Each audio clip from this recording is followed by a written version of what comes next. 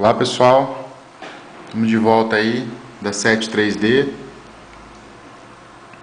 A gente queria mostrar para vocês os testes iniciais do nosso novo produto aí, que é uma CPU, né? Foi baseada na Gen 7. A gente trocou só o processador, a gente colocou o ATmega 128.4, que é para ter mais espaço de memória, se o pessoal quiser testar alguns outros firmwares diferentes. A gente pode fazer o teste, colocar LCD, SD card, essas coisas. De diferença também, o que a gente aproveitou e já fez, a gente colocou USB serial onboard. Então a gente já tem um conector aqui, um mini USB, já tem o conversor na placa, ele já faz todo o trabalho para a gente que é necessário. A gente tirou também os straps, substituímos por deep switches para fazer a seleção aqui do step, né? Full, half, 1/8 e 1/16, fica mais fácil também. A gente trocou. Temos aqui as entradas, as saídas, a parte dos motores de passo, ventilador auxiliar.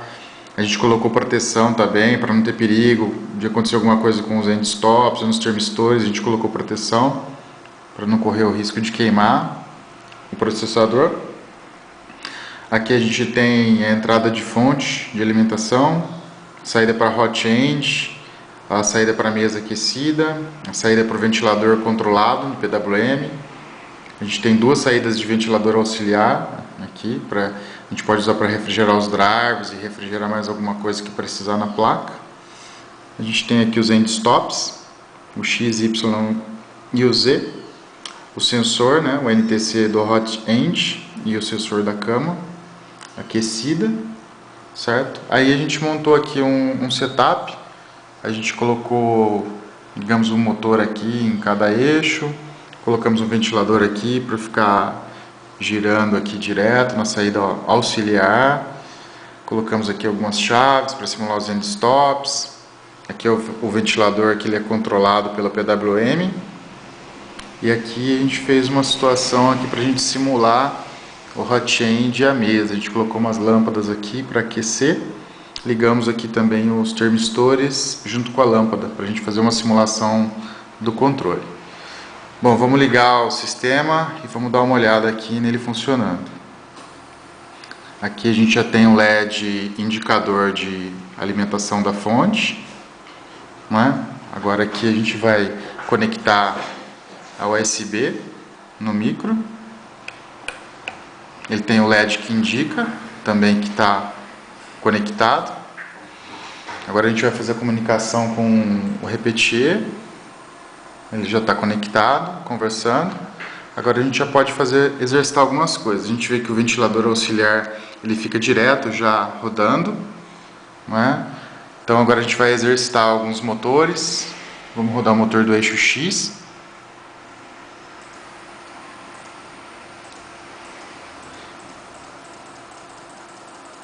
Isso ele vai para um lado, pode rodar para o outro.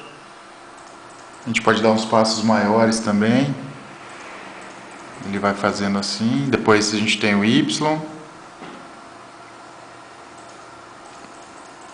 Exato. Depois o eixo Z.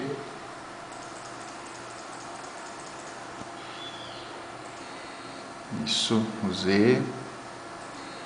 Beleza. Depois a gente tem o extruder.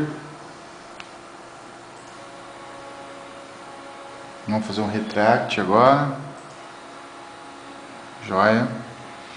Aí agora a gente pode ligar o ventilador, que tem controle por PWM.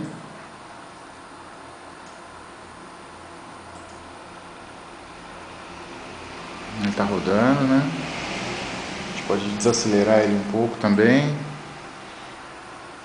Colocar uma velocidade bem baixa, que ele vai praticamente quase parar. Não é? Exato, pode desligar.